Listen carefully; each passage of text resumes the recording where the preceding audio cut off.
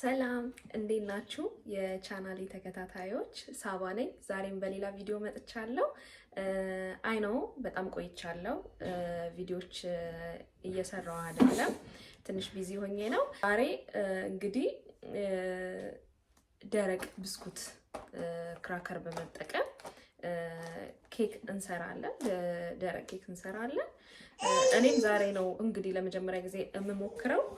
ከወደዳችሁት በየቤታችሁ ስሩት። ልሞክርና ላሳያችሁ። ቤታችን ውስጥ ባሉት እንደዚህ አይነቶች ደረቅ ብስኩቶች በመጠቀም ኬክ ለመስራት እንሞክራለን። ተቆራጭ ለመስራት እንሞክራለሁ።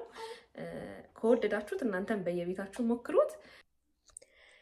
እና እዚህ ጋር መፍጫዬን እያዘጋጀው ነው። በዚህ ነው የምፈጫው። እናንተ በምትፈልጉት ባላችሁ በቤታችሁ መፍጨት ትችላላችሁ። መፍጫም ከሌላችሁ ደግሞ ፕላስቲክ ባግ ውስጥ አድርጋችሁ እዛ ላይ መታ መታ እያደረጋችሁ በዛ ማድቀቅ ትችላላችሁ። በደንብ ፓውደር እስኪሆን ድረስ እንፈጨዋለን ማለት ነው። እዚህ ጋር እንዲፈጭልኝ እንትን እያልኩት ነበረ። ያው እንዳያችሁት ፈጭቼዋለሁ።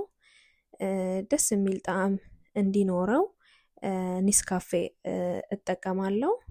ዲስክሪፕሽን ውስጥ ቦክስ ውስጥ አስቀምጥላችኋለሁ ምን ምን እንደተጠቀምኩኝ። ስኳር አረጋለሁ። ስኳር የምጠቀመው ክራከሬ ስኳር ስለሌለው ነው፣ ብዙ ጨዋማ ስለሆነ። እዚህ ጋር መጀመሪያ ደረቅ እንትኖችን ነው፣ ደረቅ ያሉ እንትኖችን ነው የምጠቀመው፣ የማደባልቀው። መጨረሻ ላይ ነው ፈሳሽ ነገሮችን የምጠቀመው። ቤኪንግ ፓውደር እጠቀማለሁኝ። ከዛ ወተት አደርግበታለሁ ማለት ነው። መጀመሪያ ደረቆቹን ነገሮች ካደረኩ በኋላ ወተት እጠቀምና በደንብ ሚክስ እናደርገዋለን። በደንብ እስኪደባለቅ፣ ለምን መሟሟት አለበት። ኒስካፌውን በደንብ ስኳሩን በደንብ መደባለቅ አለበት።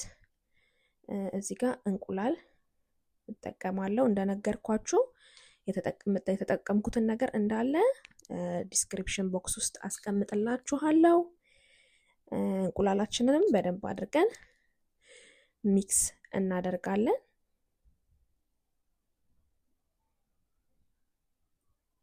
እና የጠፋውበት ምክንያት እናቴ ከኔ ጋር ነበረች፣ ሄልፕ ልታደርገኝ መታ ወደ ኢትዮጵያ ተመልሳ ሄዳለች እና በጣም ቢዚ ነበርኩ። ለዛ ነው።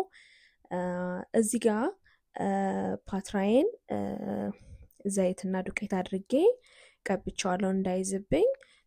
የገበታ ቅቤም ማድረግ ይቻላል። እዚህ ጋር ያደባለኩትን አደርጋለሁ። ኦሬዲ እዚህ ጋር ኦቭኔን በ400 ዲግሪ አሙቄው ነበረ። ለ35 ደቂቃ አብስዬ አውጥቼዋለሁ።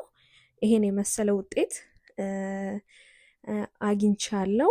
በጣም ነበር የሚጣፍጠው እና አብሶ ቁርስ ላይ ጠዋት ከቡና ጋር እሱ ራሱ የሆነ በቃ ደስ የሚል የኔስካፌው ጣዕም በጣም ነበር የሚሰማው። ስኳርም አላበዛውበትም። በጣም ወድጄዋለሁ። እናንተም እንደምትፈልጉት እያደረጋችሁ በቤታችሁ ተጠቀሙት እላለሁ። የሆነ ሰዓት ላይም እንደ ስናክ ነገር ይሆናችኋል። ወድጄዋለሁ። ከዚህ በኋላ ላለመጥፋት እሞክራለሁ። ላይክ፣ ኮመንት፣ ሰብስክራይብ እያደረጋችሁ ስለ አዳመጣችሁኝ በጣም አመሰግናለሁ። ሰላም ሁኑ።